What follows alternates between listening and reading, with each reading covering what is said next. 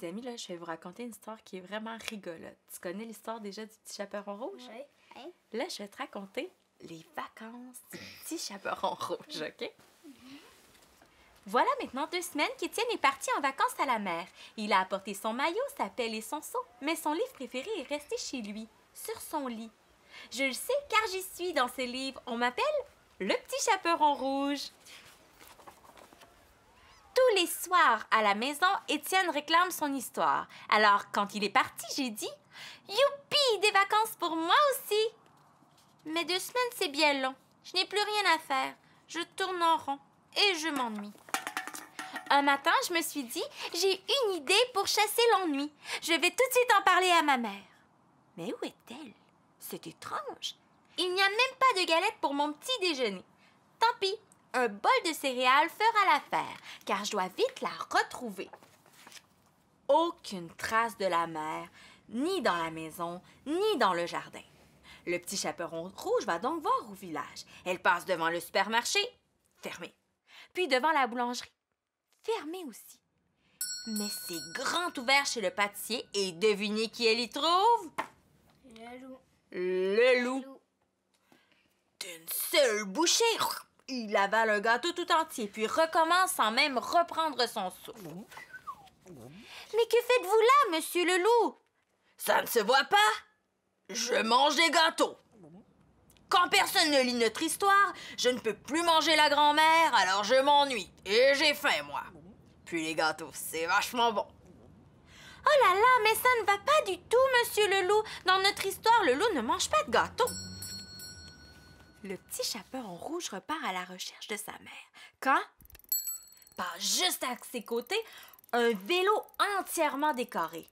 Mais c'est grand-mère, que fait-elle sur ce drôle de vélo avec ses rubans virevoltants de tous les côtés et son casque couvert de fleurs des champs? Oh, grand-mère, vraiment? Que fais-tu là, grand-mère? Ça ne se voit pas! Je me promène à vélo. Tu n'es pas venu me voir une seule fois en 2 semaines. Alors je m'ennuie, moi. J'ai donc ressorti mon vieux vélo et je vais prendre le thé chez ma copine Christine.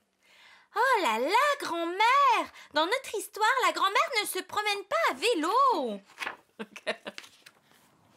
Un peu plus loin, le petit chaperon rouge aperçoit le chasseur. Il est couché sous un pommier. Même les mouches qui lui chatouillent le bout du nez n'arrivent pas à le faire bouger. Que faites-vous là, monsieur le chasseur? Ça ne se voit pas, non? Je dors. Ou plutôt, je dormais. Depuis 2 semaines, je n'ai plus à chasser le loup, alors je m'ennuie, moi. Et vous m'ennuyez aussi, mademoiselle. Laissez-moi dormir. Oh là là, monsieur le chasseur, ça ne va pas du tout. Dans notre histoire, le chasseur ne doit pas dormir. Et là, il ronfle en plus pas mal fort. Fatigué, le petit chaperon rouge continue de chercher. Quand tout à coup, elle entend « Coucou mon chou, c'est maman! » Ça y est, j'entends des voix maintenant. Elle lève alors les yeux et voit sa mère dans un hélicoptère. « Viens me retrouver, je suis sur le terrain du stade, juste à côté. » Oh mon Dieu, qu'est-ce qu'elle fait en hélicoptère? Que fais-tu là, maman? Ça ne se voit pas! Je suis des cours pour devenir pilote d'hélicoptère. Cela m'ennuyait de préparer des galettes toute la journée et personne pour les manger. Si tu en veux, je les ai toutes congelées. Oh là là, maman, c'est dangereux les hélicoptères. Et dans notre histoire, la mère ne pilote pas d'hélicoptère. Mais j'ai trouvé la solution pour que plus personne ne s'ennuie. Maman, peux-tu m'aider à distribuer ces invitations? C'est comme si c'était fait. Allez, monte et accroche-toi bien, ma fille. Invitation. Grande assemblée pour tous les personnages du petit chaperon rouge. Demain 8 h. Important.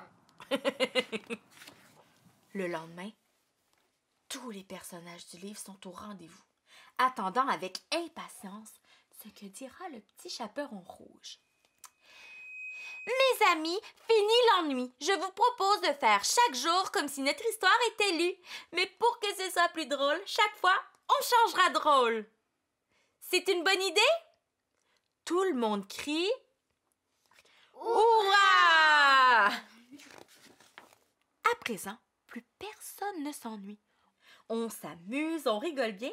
Puis un matin, Étienne revient de vacances. Heureux de retrouver son livre préféré. Il l'ouvre et imaginez sa tête quand il voit grand-mère en train de dévorer le loup. Qui dévore qui normalement? Le loup dévore la grand-mère. Tu l'as. Yes.